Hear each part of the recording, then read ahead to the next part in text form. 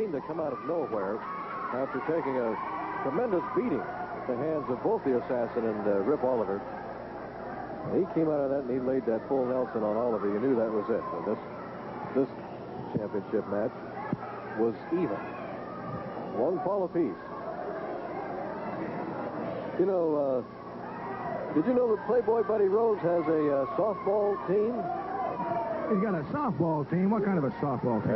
It's Playboy's buddies and the Sassy Chassis out there in Beaverton. And they're in a tournament. The championship game is tomorrow at the Tualatin Sports Complex. You didn't know that, did you? No, I didn't know that. Rhodes is a pretty good jock. I've seen him hit a softball. He's a pretty good hitter. Can't catch worth a darn, but he's a good hitter. Well, he's one of the sponsors of the very remark I made about him being tight. It's not a point of being tight. It's a point of being greedy. This young man, like I told you, could go to Japan for 1 week for $7,000 and come back with $10,000. And for him to spend $15,000 on another guy, because he thinks so much of himself, to bring another guy in as his tag team partner, outbid somebody, I find that rather unique in the annals and the histories of PB Buddy Rose. It would have been like Jack Benny buying a new car, right? Yes, there's something rotten in Portland, folks. I'll reiterate on that. Rip Oliver and the Assassin, very cool, very calm, very collective around Buddy. Ripper actually stole Buddy's army, if you want to get right down to the nitty-gritty. Now it's the Klan. Curt Hennig was partially responsible, as was Billy Jack, for extricating the third member. The Sheik is gone, and good riddance to bad rubbish. He's gone out of here. The only remaining member of the old army and the new Klan is the Assassin himself. Now, Rose has got this new partner, a Dynamite Kid. I know this guy. You think you've seen some movers. You think Rose can move. You think Curt Hennig can move. Wait till you see this Dynamite Kid, and he's become a sour apple. Hey. According to reports I've gotten, according to what Rose tells me. I'd make a good attorney. I'd have to believe a lot of hearsay, though. Billy Jack got a side headlock with that weak arm. I'm not saying he's weak in the arm. That's 20 injured. Rip Oliver injured for him. How long has that Dynamite Kid been around? How long has he been wrestling? I think he's been at this business about 13 years, so he knows what he's doing. He knows all the ins and outs.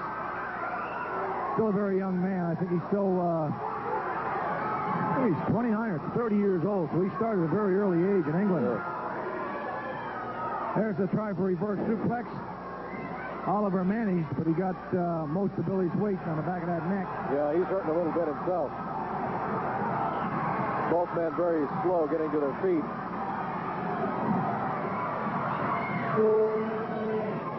Oliver going for that suplex now, and he can't get it. Billy Jack's got it. This is the way you do it. Definitely horizontal. Oh. You see how Billy released him? Very smart move. Billy learned his lessons early on that. Get rid of that man on the way down. Let him absorb the impact. Don't you take his body on your shoulder. Billy's still in a lot of pain over that left elbow. You got about $2 million in property and wrestling talent in that ring right now. And then there's the other three guys. Yeah. Curt Hennig going to work on the Assassin. Here comes the whip into the turnbuckle. There it is. Oh. I won't tell you which one's got the $2 million possibility either. It'd shock you. Back body drop by Curt Hennig. There's an elbow drop.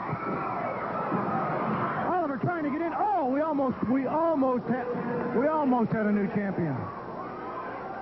Sure did.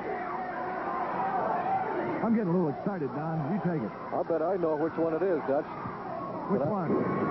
Can I go ahead and make the guess? Go ahead. Rip Oliver. You got it. All right. Billy Jack's a rookie. He's got a lot of promise.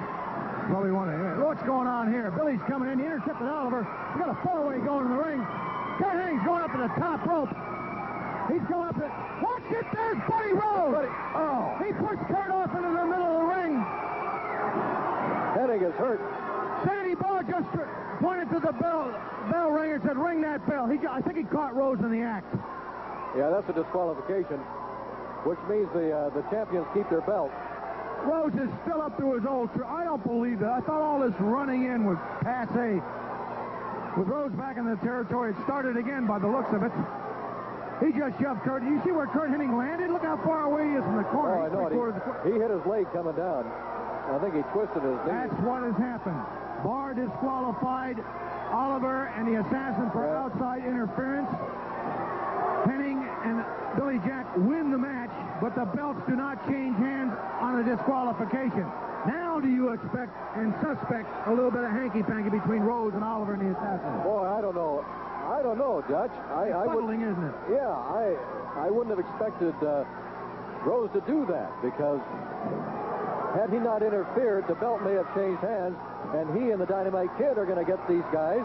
They're going to get Billy Jack and Hennig next Saturday night. You've got to be thinking about that. Rose probably wants Billy Jack and Hennig. Who knows? Rose may have the idea that later on his new partner and him may be able to wrestle Oliver and the Assassin. I don't know. There's 3 or 4 possibilities, but there's something rotten in Portland, and it smells like Rip Oliver, Buddy Rose, and the Assassin. There's something going on. We'll find out more about it, I think, next Saturday night, too.